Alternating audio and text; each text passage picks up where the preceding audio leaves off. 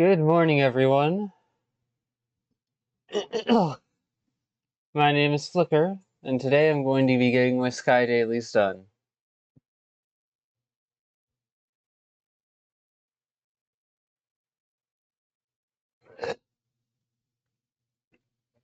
Control your Viline.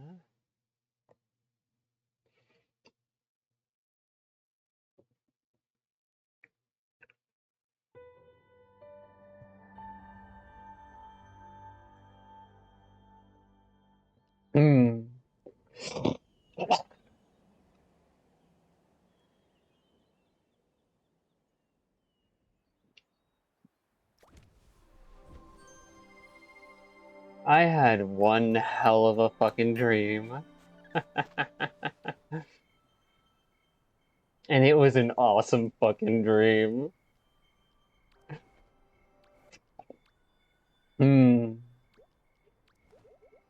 So, there was this tournament thing being held, and one of my perspectives was that of someone who wasn't really all that physically strong.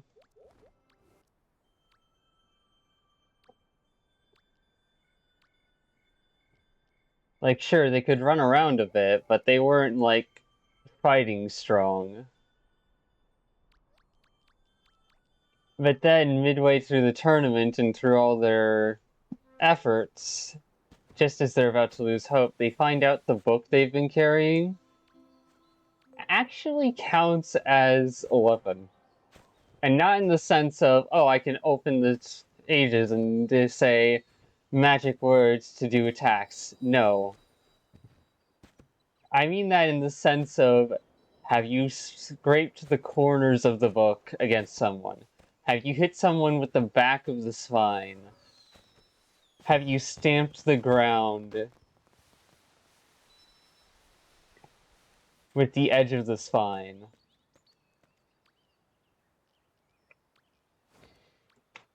And the best part is, it counts as, like, the highest level weapon.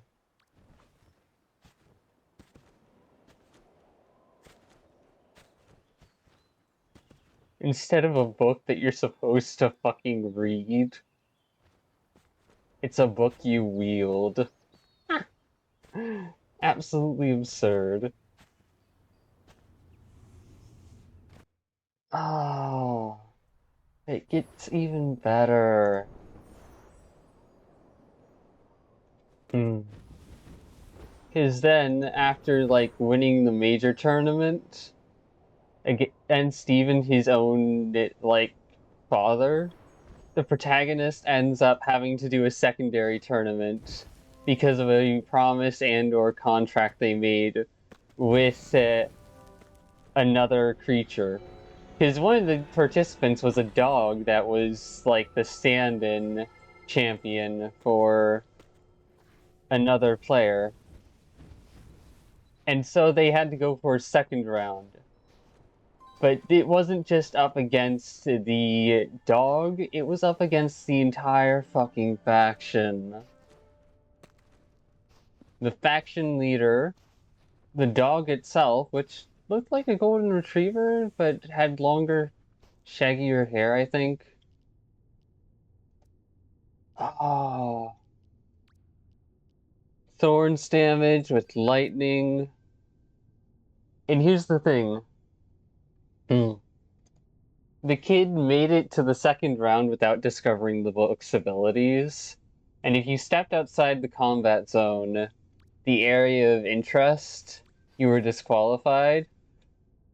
But in the second round, something strange happened, and even though there was still a disqualification area that you could fall into, there was also a barrier that you could launch yourself off of.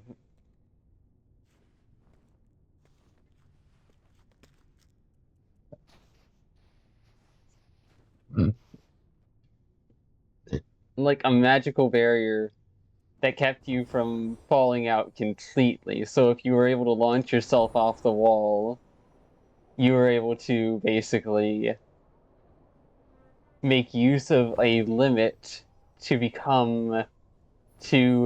overcome another limit.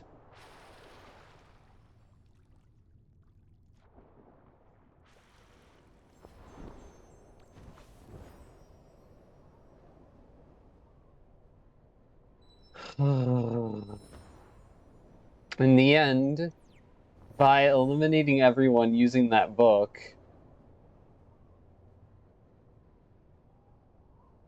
oh, I don't even remember how they won against that one dude.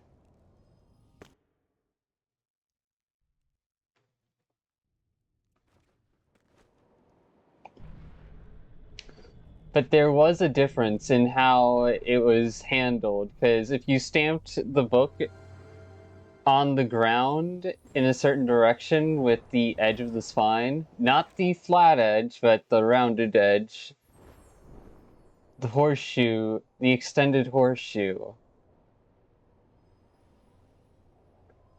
it allowed you to swap your position in a circular radius. Oh. And after the second round of tournament, it was like some divine magic had been called in, and it created something, a new kind of life. But that life wasn't released by either one of the victors trying to damage the orb that was created alone.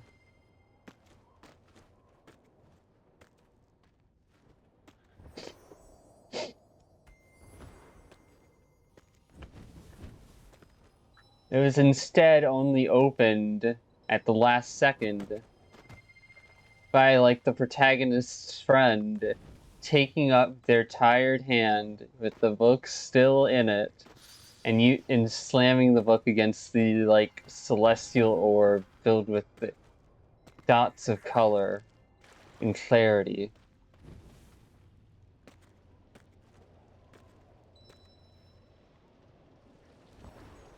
The fact that my brain makes a distinction between celestial and divine is rather interesting.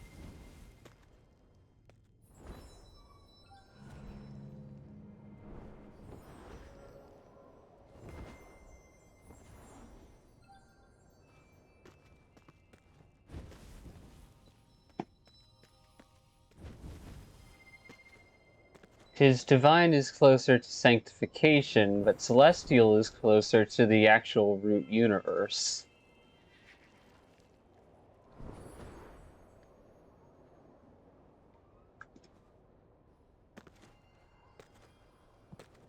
Power.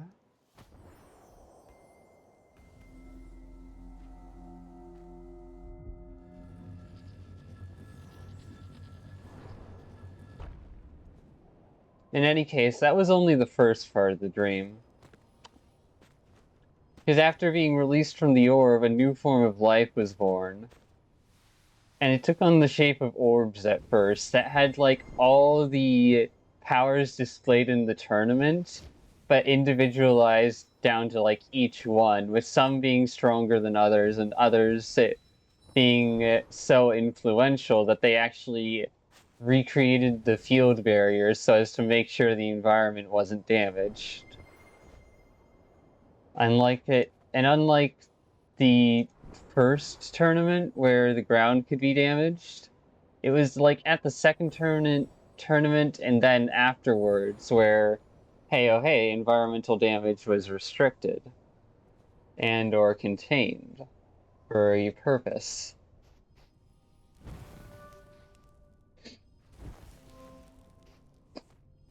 But either way, in part of the dream, it turns out that these orb things that are just bouncing around doing their own thing, being their own form of life,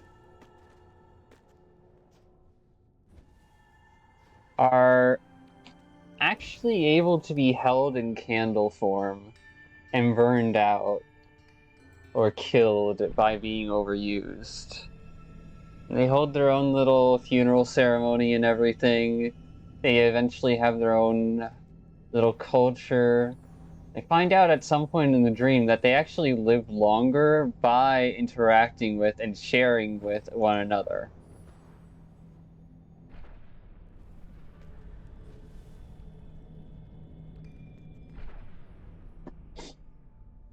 Oh. And if they do it at the deepest level, they basically exchange essences a little bit, which allows them to not only live longer, but also serves as like a kind of bonding ceremony.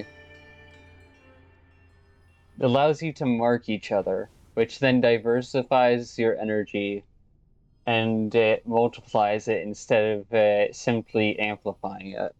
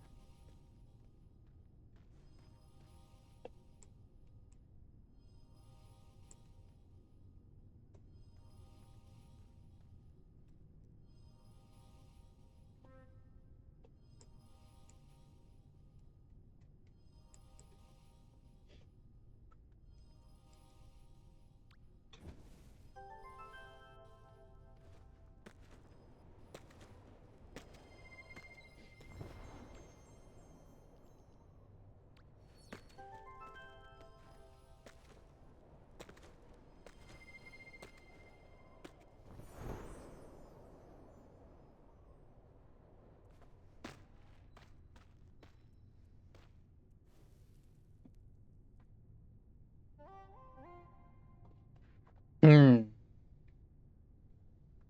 And at some point along the way, my perspective changed from the protagonist being like a human with powers and whatnot in that one little book. It wasn't even a little book, it was actually pretty thick. But you could actually scratch enemies with it and it would count as a weapon.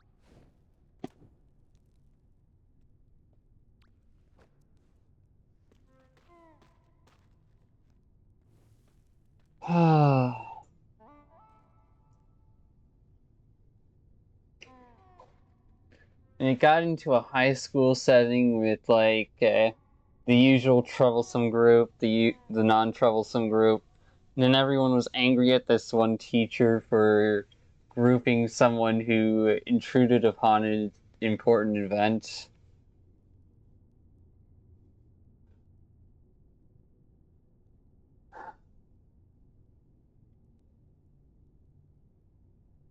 But it didn't, as the main character went to go chase them down, something else happened. And they ended up actually having to save the teacher by using their ability to knock something out of the way. And it turned into an entire fucking war zone with like shipping containers being launched from over the horizon and enforcers coming by with prodding sticks.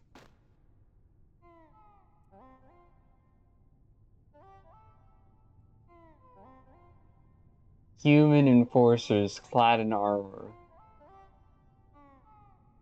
that were just locking up and taking people away. This alternate form of life. And the person I was spectating, the protagonist, ended up managed to keep themselves from being like caught, contained, and whatnot, and was able to survive for longer by feeding on these batteries of energy that the soldiers brought with them.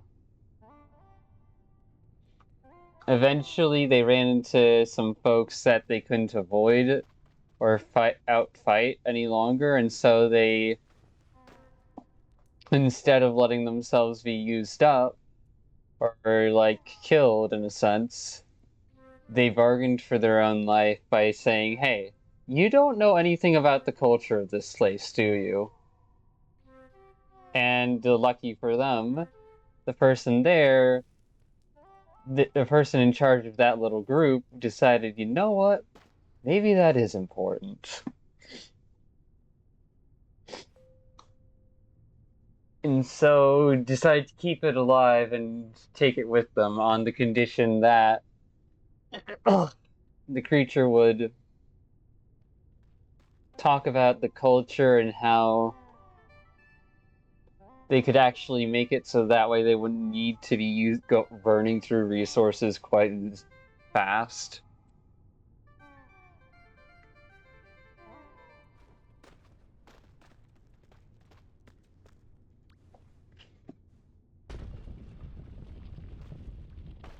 Because again,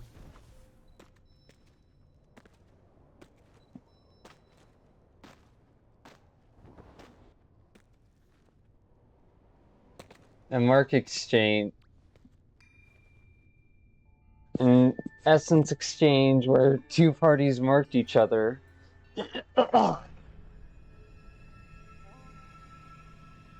Not only diversified the range of expressed energy, but also allowed them to live longer.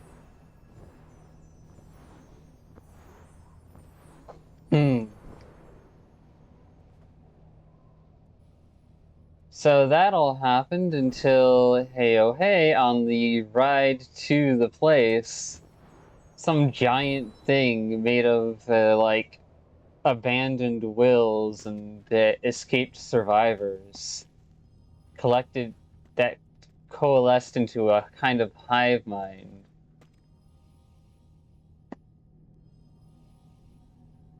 Attacked the area. It was this giant hand thing, but it was made out of like geometric shapes, not in the sense of flat geometric shapes, but like the fingers were hexagons. And it was just crushing with one finger different people in areas. But as someone noticed, it only seemed to target a certain range away from where it last hit, and it only updated that range after hitting. So, after the last hit. So people started scattering at specific timings to outrun its range and to try and predict or evade it. Because for a while there, it looked like it was going in a straight line. But then it started turning towards where the protagonist was, and they're like, you know what, fuck it. We run with this. And eventually they managed to out and in trying to outpace it but getting tired, they end up losing their left leg to it, which for some reason causes it to withdraw and yeah, that then turns into an entire quest about and story about how the current operator in charge of an entire organization is one of the very species and creatures that they previously hunted down, that the humans previously had gone hunting down to use up as resources.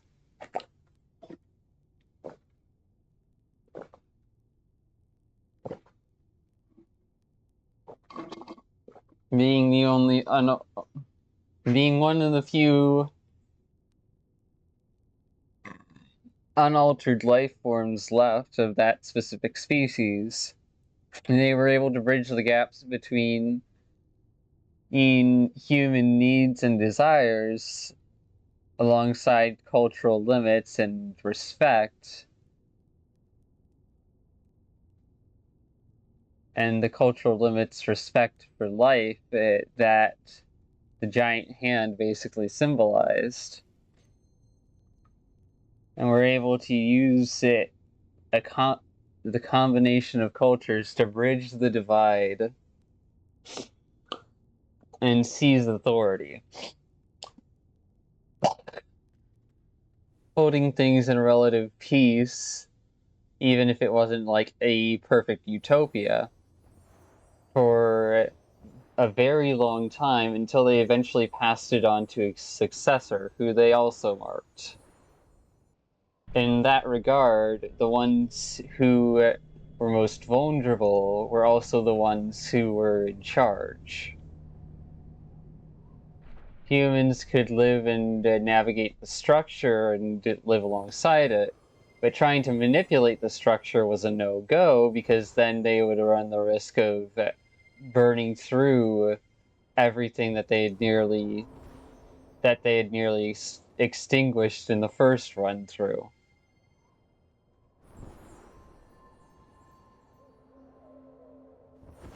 So I figured, okay, why not connect that up to a story idea?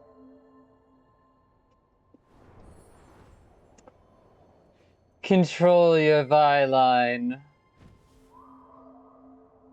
Neon is a human teenager that passes a psych eval and aptitude test for being able to connect with and own a byline, which is a companion creature that allows one to do certain things within the realm of that specific creature or entity's abilities.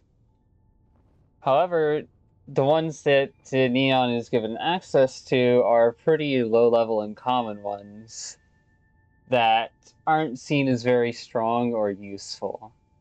But on a whim, they decide to pick the one that's got like the worst personality and like lowest success rate of forming any connections and bonds. And through slowly but surely actually forming a real meaningful connection and bond with this creature, they find out, holy shit, this one's been underpowered and misused for so long that they ranked this as weak, as safe. I can dismantle the world with this.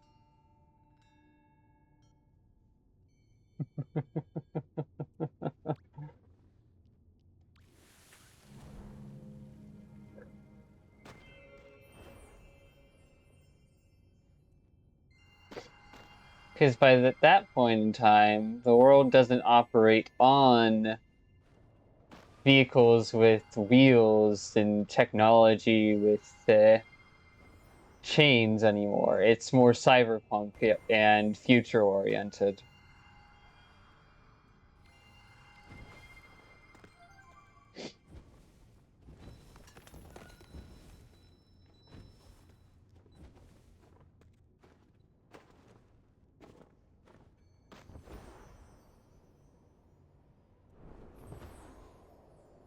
And it turns out that the one that had the worst personality to get along with and or forge a bond with was also, ironically, one of the strongest out there once you actually fully tapped into its potential.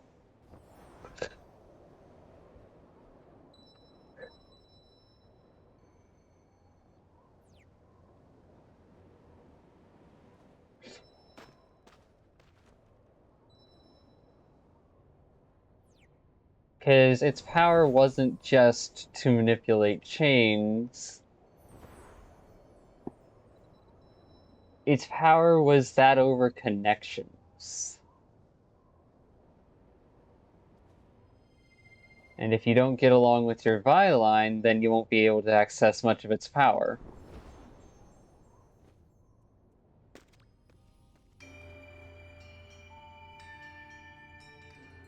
And this song I'm listening to since the start of the video is the one that can...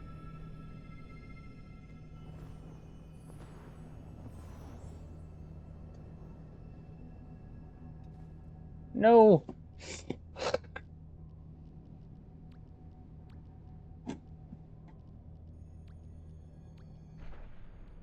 Let me go back down, damn it.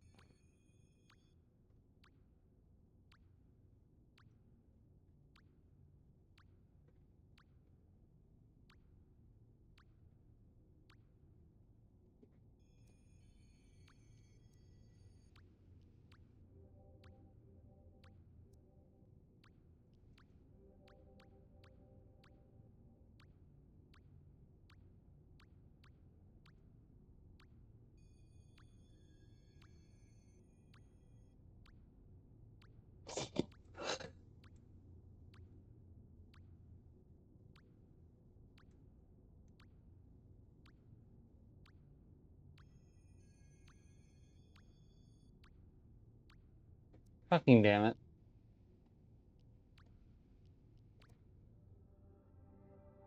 Fuck you.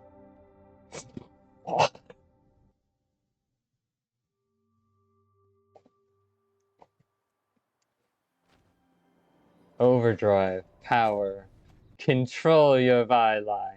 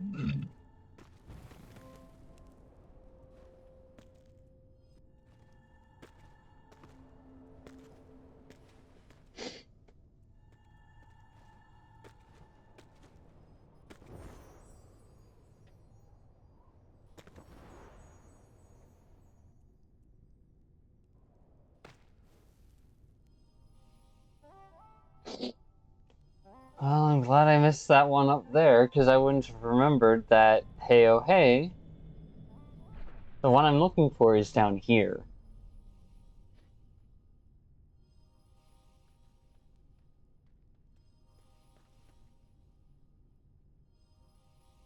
Guess we're gonna be waiting for a bit.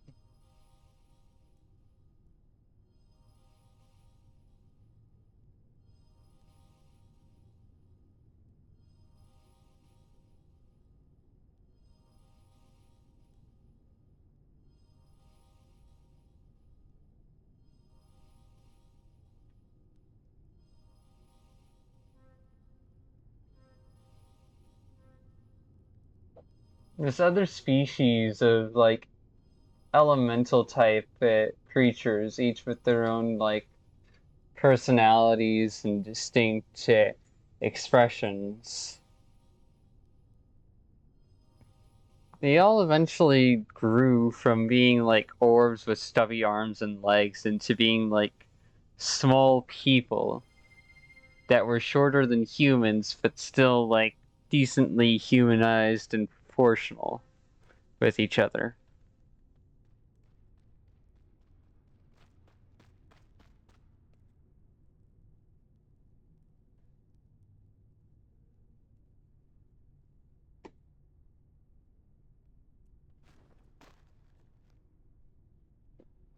Well, there goes that.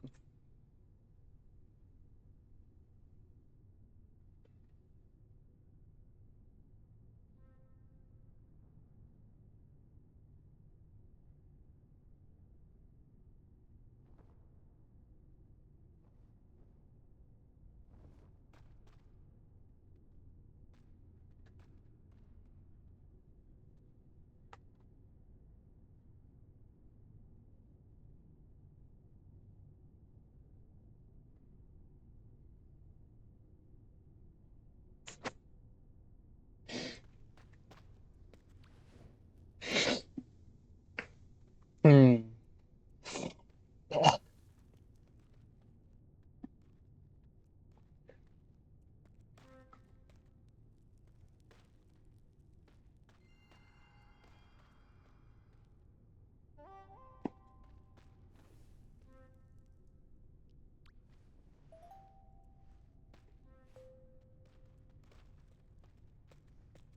I mean, if you hadn't rushed ahead.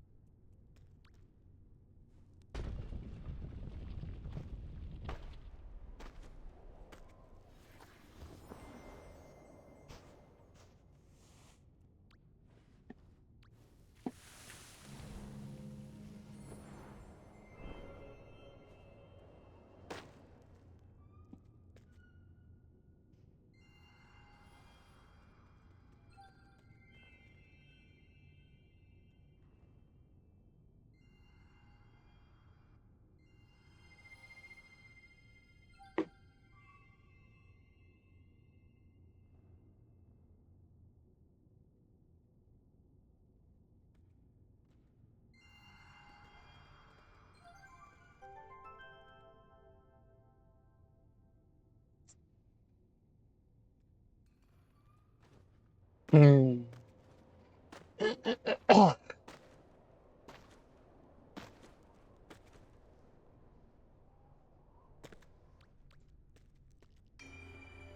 Damn it.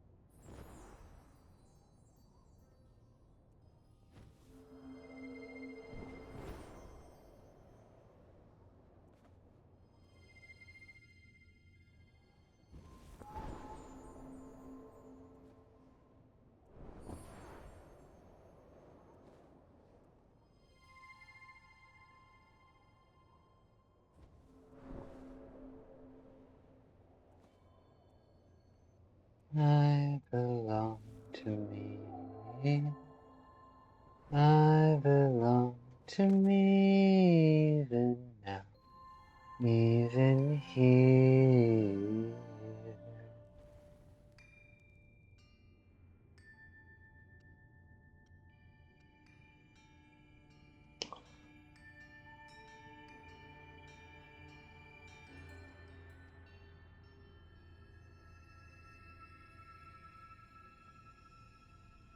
I'm gonna let the cutscene play out.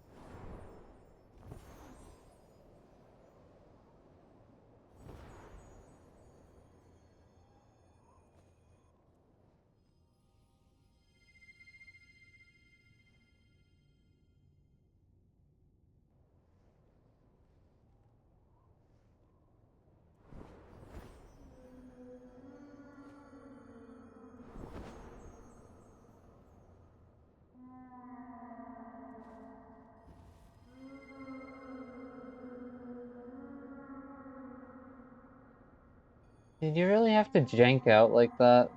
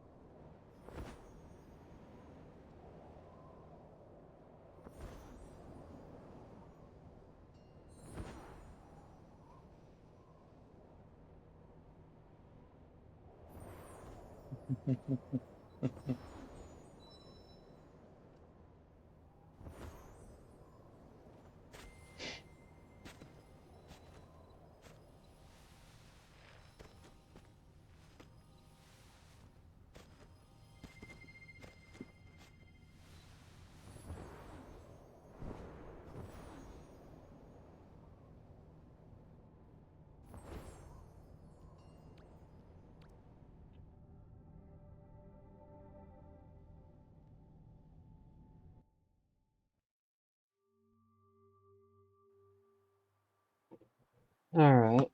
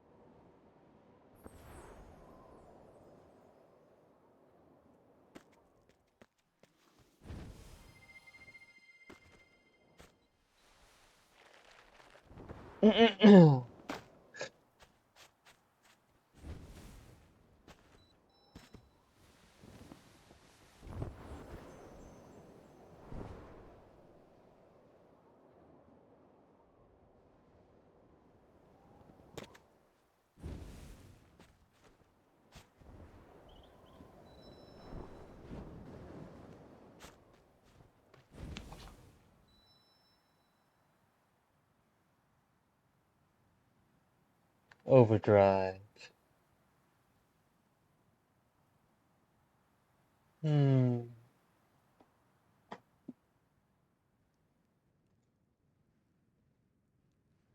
All right.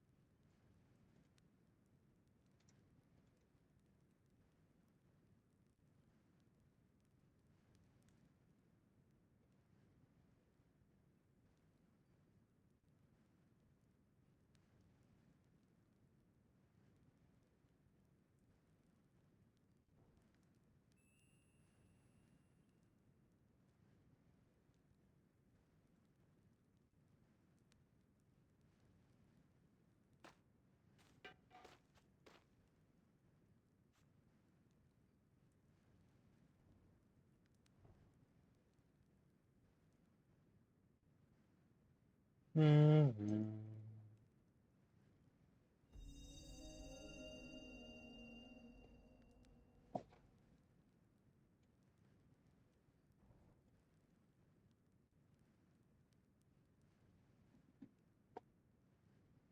Mm.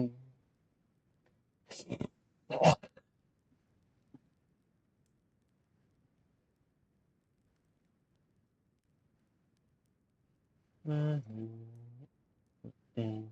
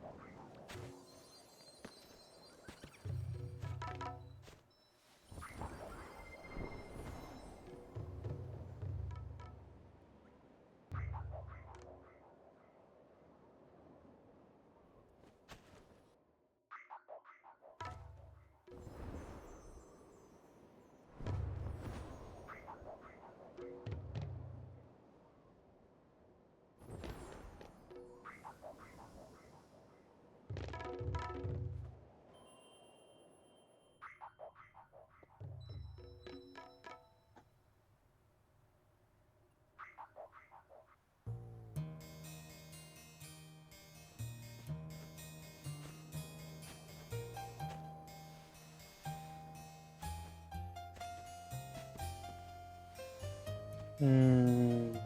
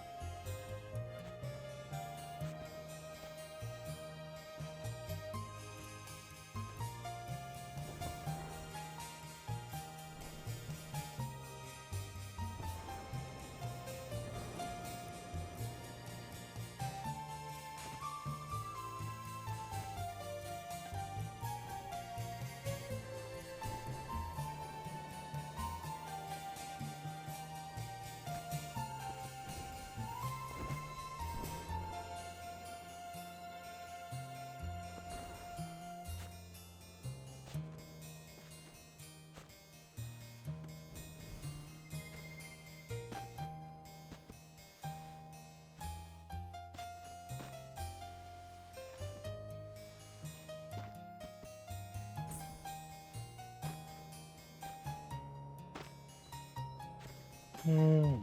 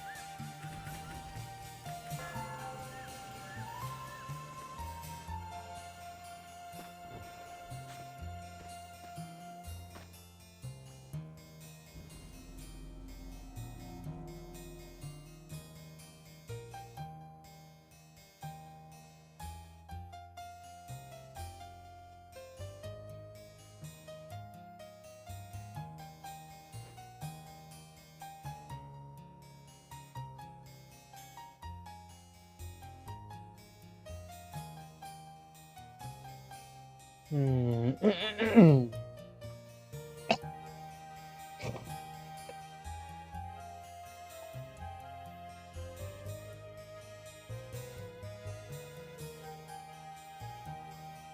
I'm gonna want to update that to something a bit more fitting.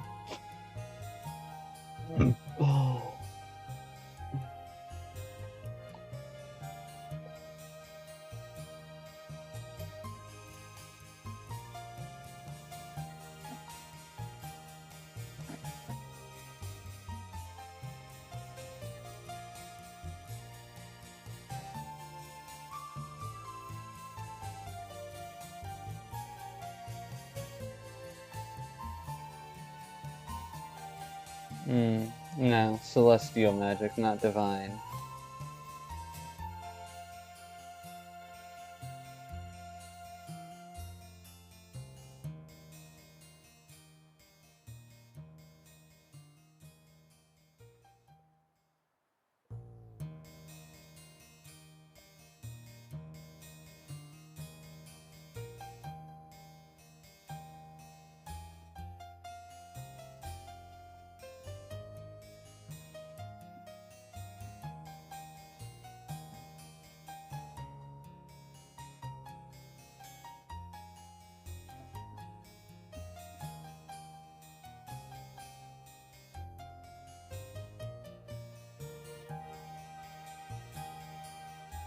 Hmm.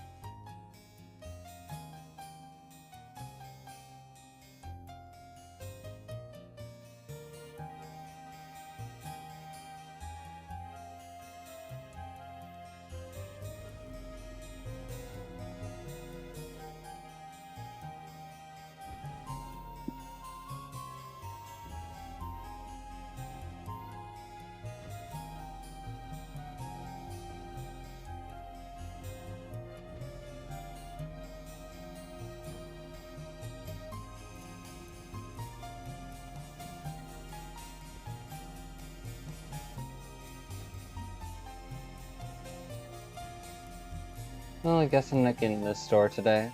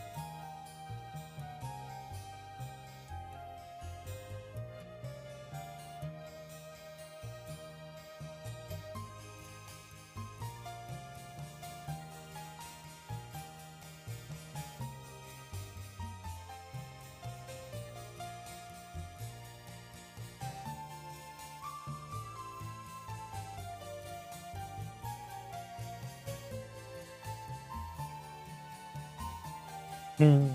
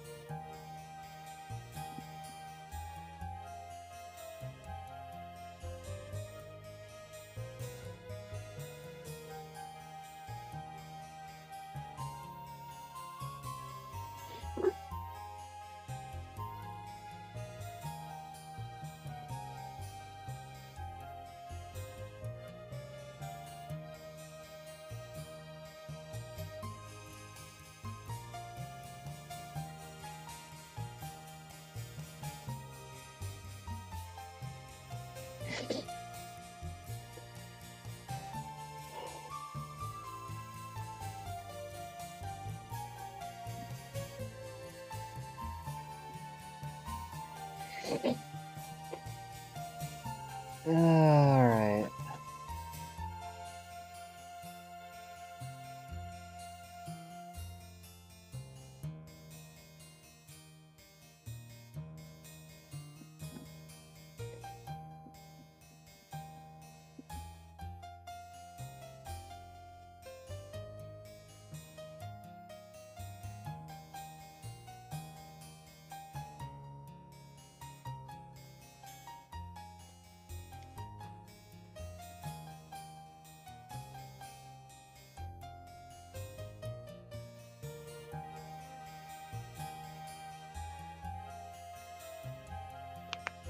Hmm?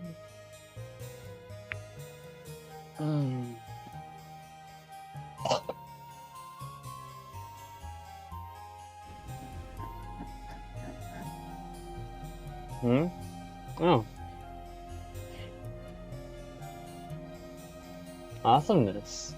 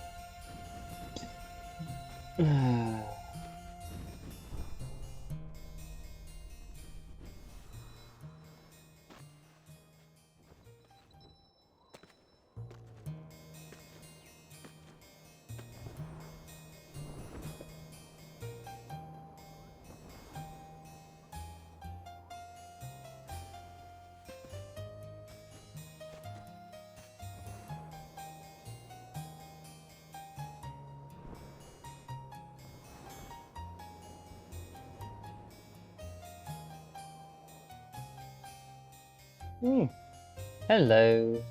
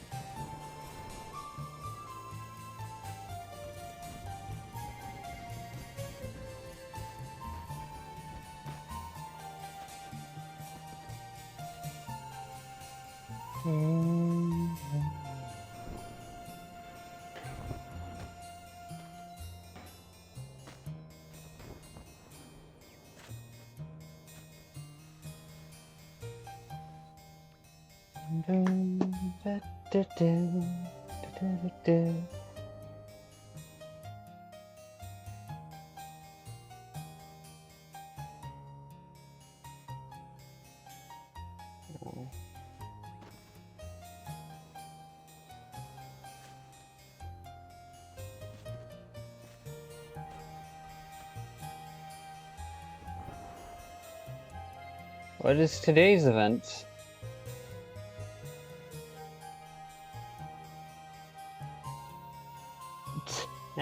Nope.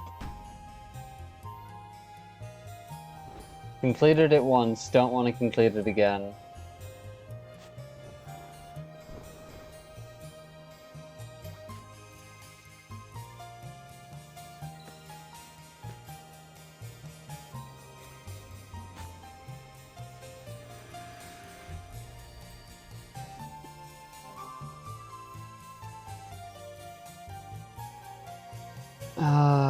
Two more days.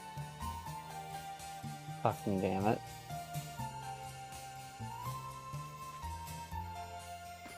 Music hall, music hall. That would be a nice way to transition out of this area.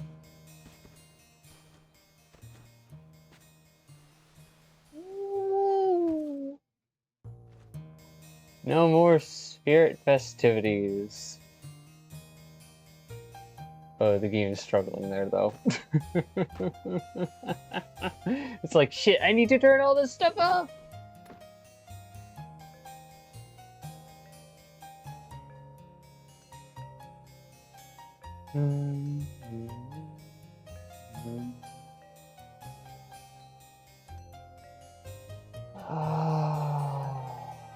Feels nice to just be able to hop over here and do this again. I mean, I could always technically do it, but I wouldn't get any reward from it. Which would mean it would be a bad use of time, even if I do enjoy it.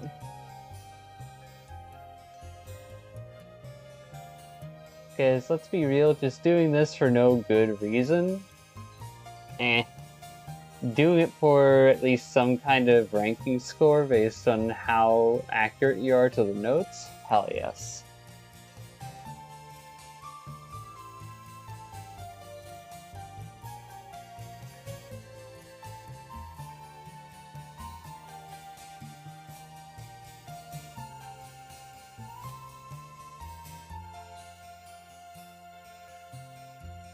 Damn.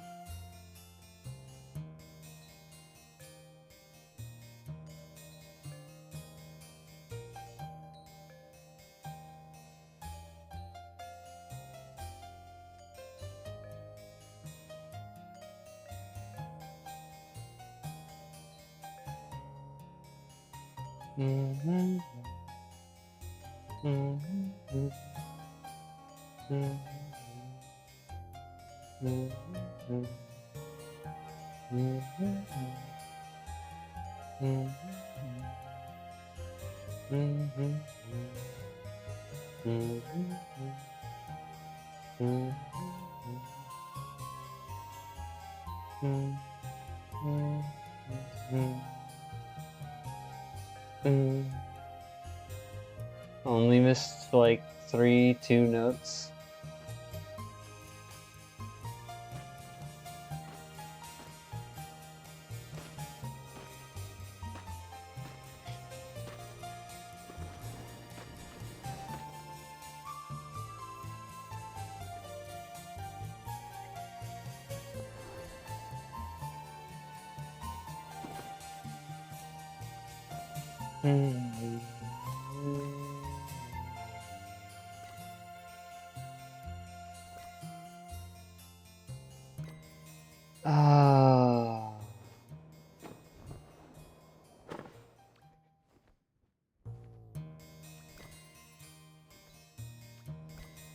Yeah, I need to figure out a collection of songs I can have for stream, and then set up individual playlists for specific moods. Because there's the Let's Try Everything because there would be the Let's Try Everything playlist, there would be the Chill Out and Vibe playlist, there would be the Gloomy playlist, there would be the Energetic and Hell Yeah playlist. And there would be a Joyful playlist.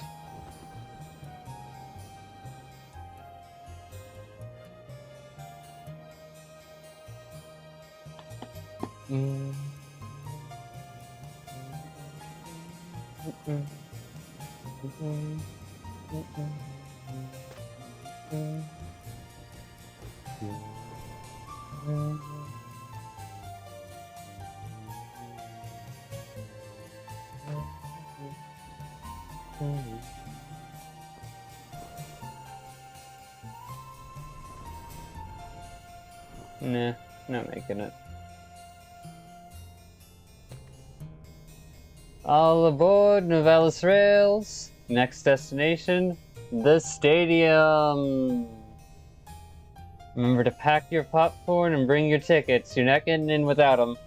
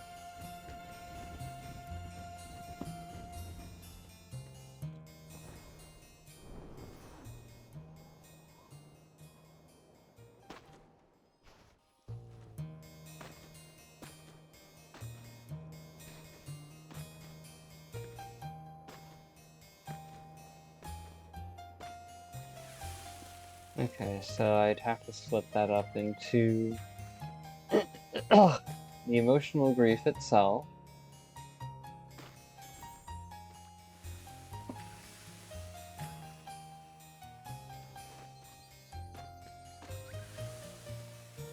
And then a not backwards retelling, just a compressed analysis of everything I messed up and everything that could have gone a little bit better.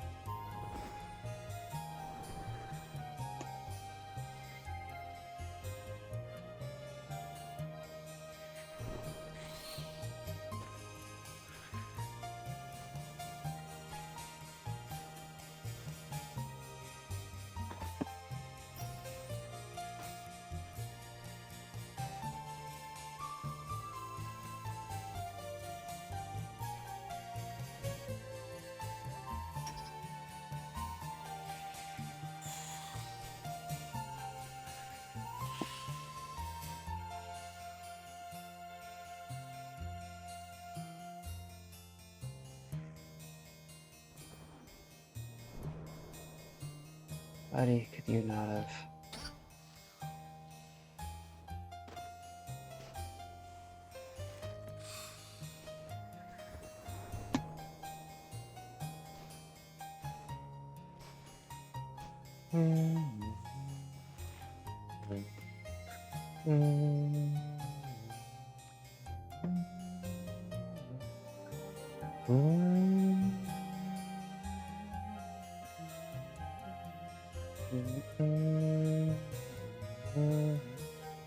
Happening soon? 14. What day? What day is it? Okay.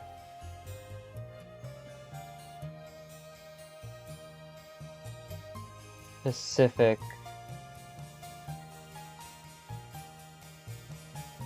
Alright, so...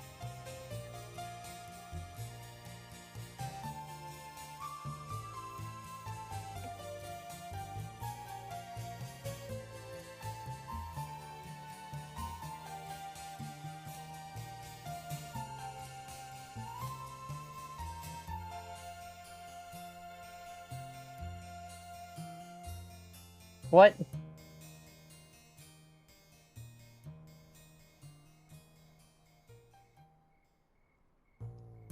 Uh...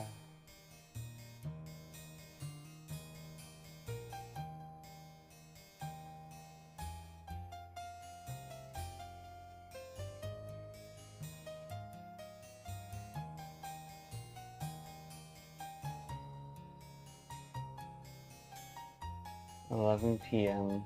Pacific.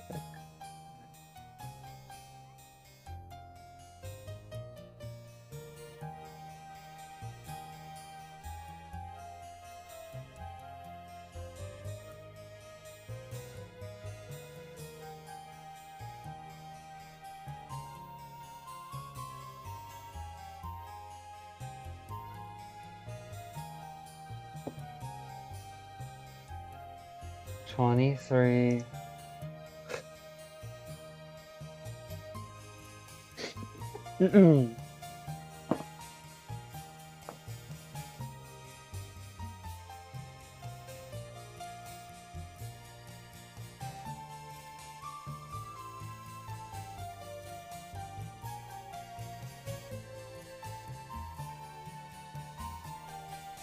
Oh.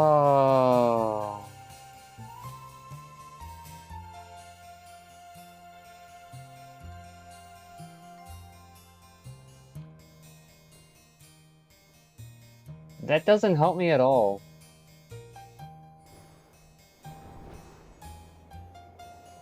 As per usual, time zones confuse the ever-living heck out of me. Also, why the fuck did I think I was in Arizona of all places? I don't live in Arizona.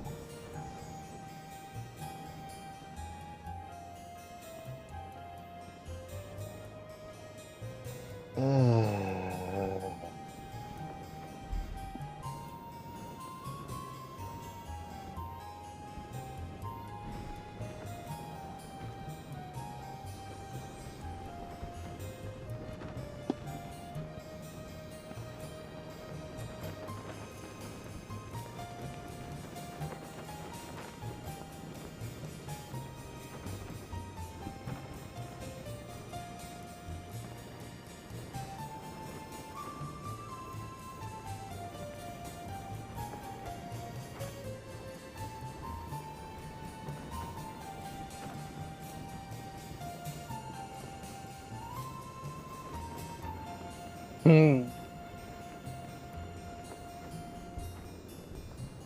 Mm.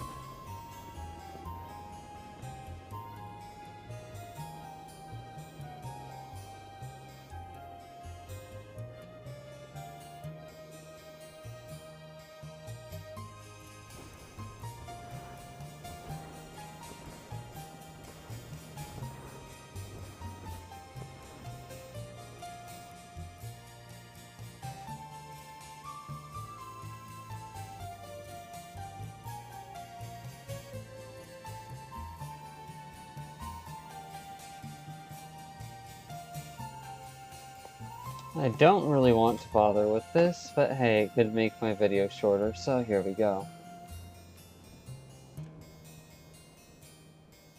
Those are pretty far apart.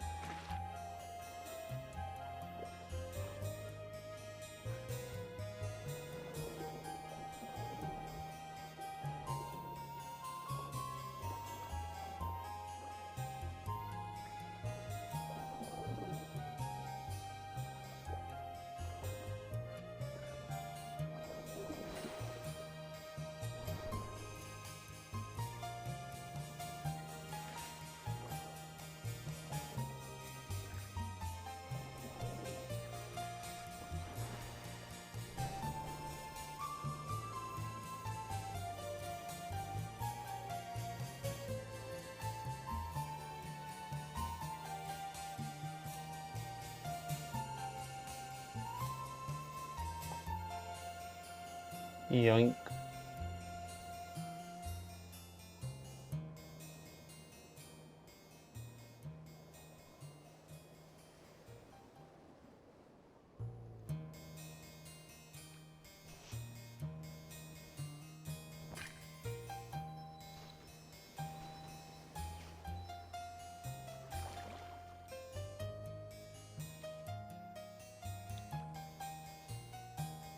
Turtle.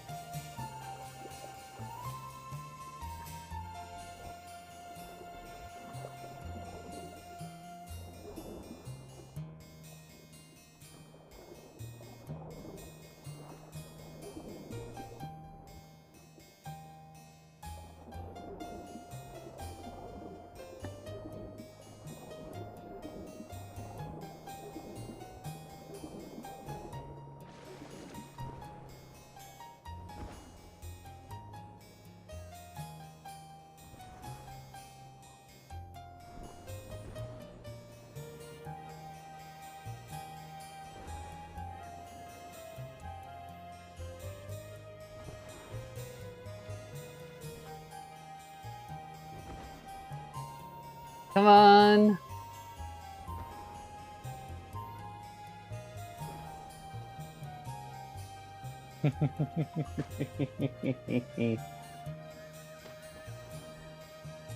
Which shared message?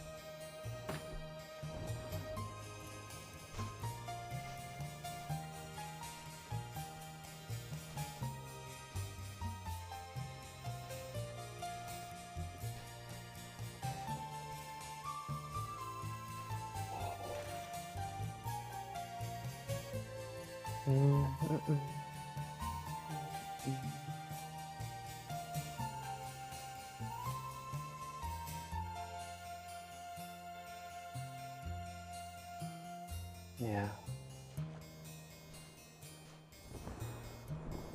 Even so, I'm still here.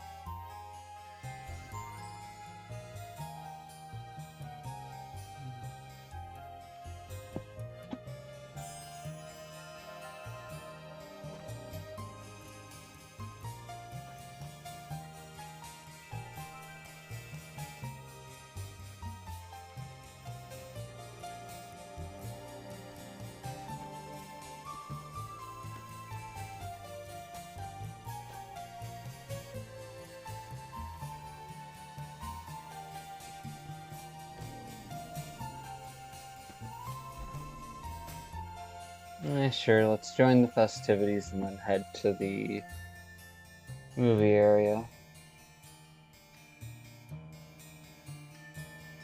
That way I can get the special item or whatever. I'm not doing the activity.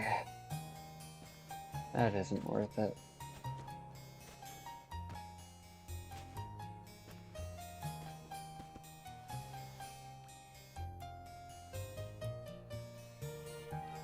"13 hours to go."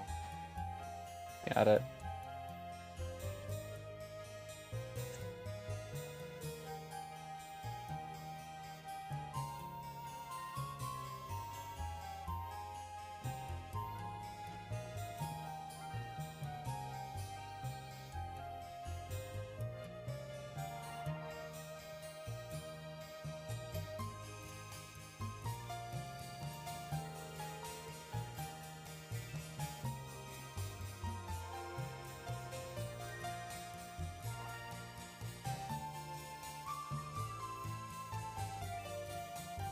One prop spell.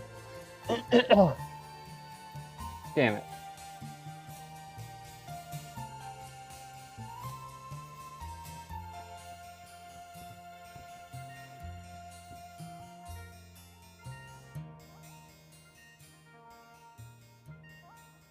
Damn.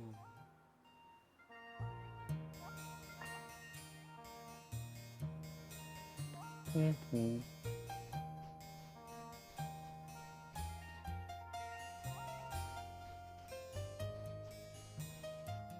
Mm. Mm-hmm.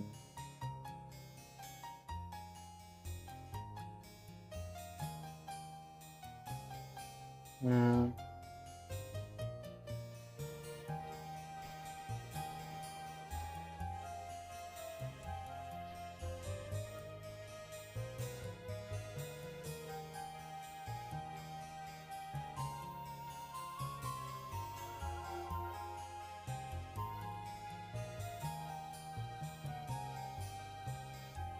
Mm-hmm. Hope you have a lovely time. I'm gonna end this sky recording for now. See you all later.